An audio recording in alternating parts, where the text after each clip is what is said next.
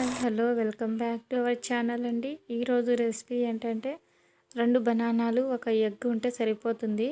అలాగే ఓవెన్ కూడా అవసరం లేదండి. చాలా అంటే చాలా స్పాంజీగా ఫ్లఫీగా అయితే వచ్చింది ఈ ఈ బనానా కేక్ అనేది. నిజంగా అసలు ఇదిగోండి బనానా పీసులు అక్కడక్కడ తగులుతూ చాలా బాగా వచ్చింది.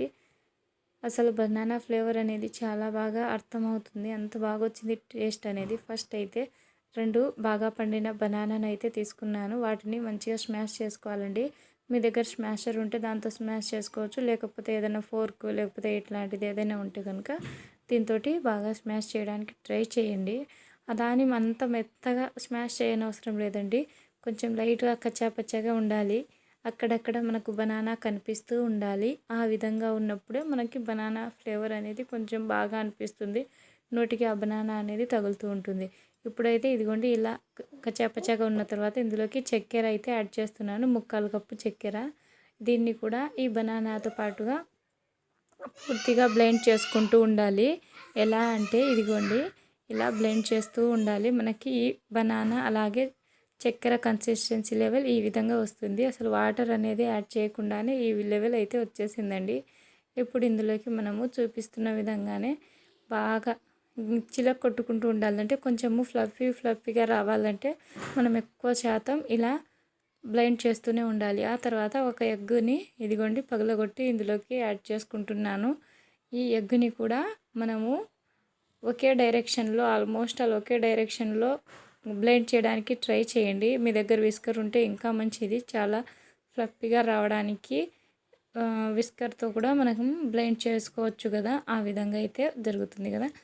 ఇక్కడ ఈ లెవెల్ అయితే వచ్చింది కదా. ఇప్పుడు నేను ఇక్కడ చపాతీ పిండి అంటే ఆశీర్వాద్ ఆటా అయితే తీసుకున్నాను. మీ దగ్గర మైదా ఉంటే మైదా తీసుకోండి.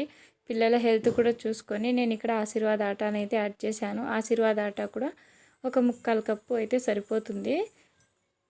మీరు నేను చెప్పిన విధంగా ఒకే లెవెల్లోనే బ్లెండ్ చేస్తూ ఉండాలండి. అప్పుడే మనకి ఫస్ట్ వేసిన బనానా కూడా స్మాష్ కాకుండా ఉంటుంది. ఆ తర్వాత కొంచెం బేకింగ్ పౌడర్ అనేది యాడ్ చేయాలి. ఇంకొంచెం మరింత ఫ్లఫీగా రావాలి అనుకుంటే ఇంకొంచెం ఎక్కువగా బేకింగ్ పౌడర్ యాడ్ చేయండి. ఆ తర్వాత కొంచెం వంట నూనె ఉంటుంది కదా, మీరు ఏ వంట నూనె అయితే వాడతారో దాన్ని కూడా యాడ్ చేసి ఇంకొకసారి బ్లెండ్ చేయండి. వీటిని మిక్సీ జార్లో కూడా బ్లెండ్ చేసుకోవచ్చు కదా అనేసి అనుకుంటారు. అలా చేస్తే తప్పు అండి. పప్పులో కాలేసినట్టే. మనకు మంచి కన్సిస్టెన్సీ మంచిగా రావాలంటే కనుక ఇలా మన చేతులతోనే ఇలా ఒకే లెవెల్లో బ్లెండ్ చేస్తూ ఉండాలి. ఇక్కడ నేను ఒక బౌల్ తీసుకొని అందులో 1 టేబుల్ స్పూన్ ఆయిల్ లేకపోతే ఘీతో ఫస్ట్ మనం నీట్గా గిన్నెలోకి అప్లై చేసుకున్న తర్వాతనే ఈ ఉంది కదా ఈ పదార్థాన్ని బ్లెండింగ్ చేసిన ఈ మిశ్రమాన్ని అందులోకి యాడ్ చేసుకోవాలి. ఆ తర్వాత ఇలా 2-3 సార్లు ట్యాప్ చేసుకోండి. ఏదైనా ఎయిర్ బబుల్స్ ఉంటే కనుక బయటకు వచ్చేస్తుంది. ఆ తర్వాత స్టవ్ వెలిగించి మీ దగ్గర ఏదైనా స్టాండ్ ఉంటే స్టాండ్, లేకపోతే ఇదిగోండి ఇలాంటిది ఉంటుంది కదా మనకి గ్యాస్కి, ఆ స్టాండ్ని అయితే పెట్టేయండి. ఆ స్టాండ్ పెట్టుకున్న తర్వాత మీ దగ్గర బేకింగ్ మౌల్ ఉంటుంది కదా, కేక్ బేక్ చేయడానికి ఉండే మౌల్ ఉంటే దాంట్లోనే పోసుకోవచ్చు, మౌల్లోనే. లేదంటే ఇదిగోండి ఇలా గిన్నెలోకి, స్టీల్ గిన్నె అయితే మంచిగా ఉంటుందని నా అభిప్రాయం.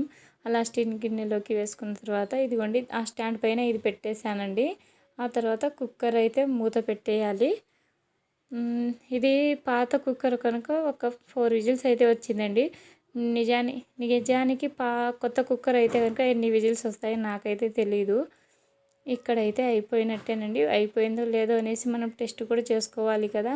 ఇదిగోండి ఇలా ఫోర్క్ కానీ లేకపోతే నైఫ్ కానీ లేకపోతే ఒక టూత్ పిక్ ఉంటుంది కదా, దాంతో కానీ మనం చెక్ చేయొచ్చు ఉడికిందా లేదా అనేసి. అంతా ఉడికింది అని కన్ఫామ్ అయిన తర్వాత ఈ విధంగా మనము ఒక స్పూన్తో కానీ లేకపోతే ఇట్లా నైఫ్తో కానీ ఆ గిన్నె నుండి ఈ కేక్ పదార్థాన్ని మనము సపరేట్ చేసుకోవడానికి ట్రై చేయాలి. ఆ తర్వాత గిన్నెనంతటిని బోర్లించి ఒక 2-3 సార్లు ట్యాప్ చేయాలండి. అంత కింద ఉండే ఆ పదార్థం కూడా అంటే ఆ కేక్ కూడా అంత కిందికి రావాలి కదా, అందుకనేసి ట్యాప్ చేస్తూ ఉండాలి పైన. అలా ట్యాప్ చేసిన తర్వాత ఎలా వచ్చిందో చూడండి. ఈ విధంగా అయితే వచ్చింది. కేక్ అయితే చాలా అంటే చాలా బాగా వచ్చింది. నిజంగా మనకు కలర్లోనే తెలుస్తుంది కదా ఎంత బాగుందో అనేసి.